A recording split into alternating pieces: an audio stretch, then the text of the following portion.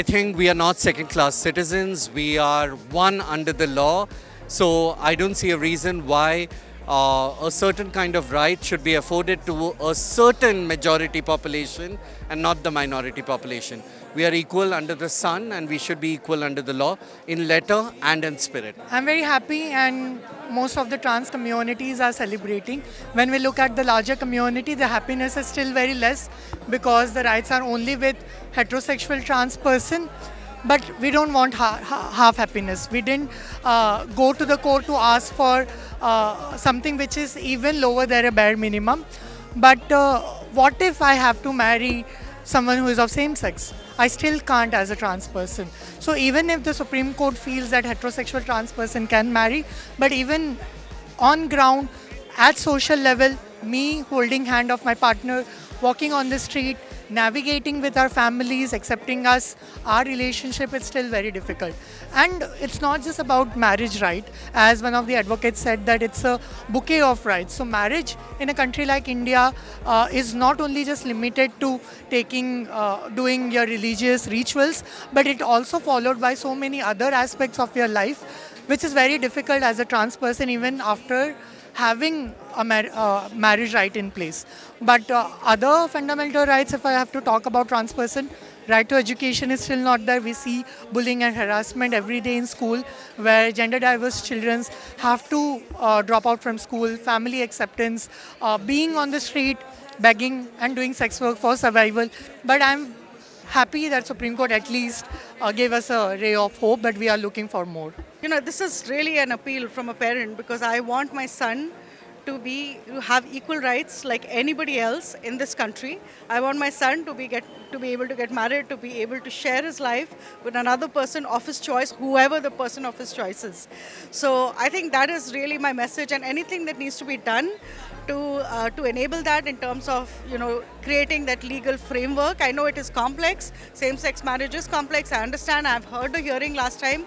When the Supreme Court hearing was going on, I understand there are a lot of complexities involved, but I think our kids, like anybody else, have the right to live their lives like anyone else. Well, as a father, I certainly went through a personal journey with my child.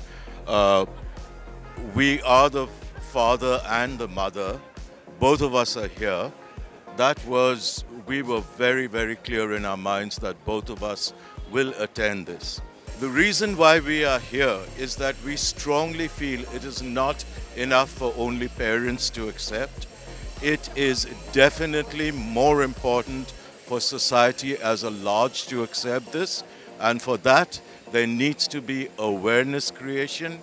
We need to set examples, and also with the awareness we also need to stand as role models for other parents and help them with the process.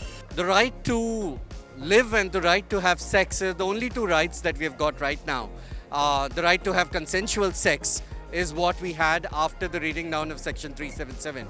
But if there are laws of inheritance, if there are laws of succession, if there are laws of adoption, if there are laws of even cohabiting together, donating blood, even these basic rights, LGBTQIA plus people are denied. So if you consider us to be family and you think that we could have sex with the consent of law per se, then I'm just saying that we're bored of having premarital sex. Just get us married so that we can have sex after marriage as well. Swikar is the parent support group formed by parents of LGBTQI children and for LGBTQI children's parents, So what we are doing is we are supporting parents, when children come out to their parents need support, they are into denial, they don't understand what their children are actually talking about. So we are helping, we are accepting parents, we were from since so many years, so we are helping other parents in accepting their own children, in understanding what they are.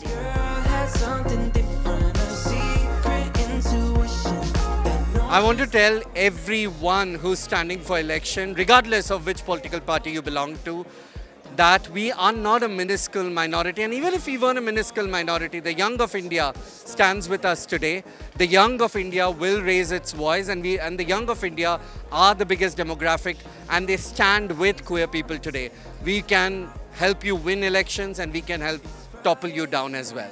To the government, I am not really very hopeful, but I would like to give advice to people, because in democracy, people are the one who makes the decision. So go out, go vote for someone whom you truly believe will bring the change that you are looking at. They are representative, and also having more representation of queer people in politics will truly bring that change that we are looking at. But I don't see that happening very soon.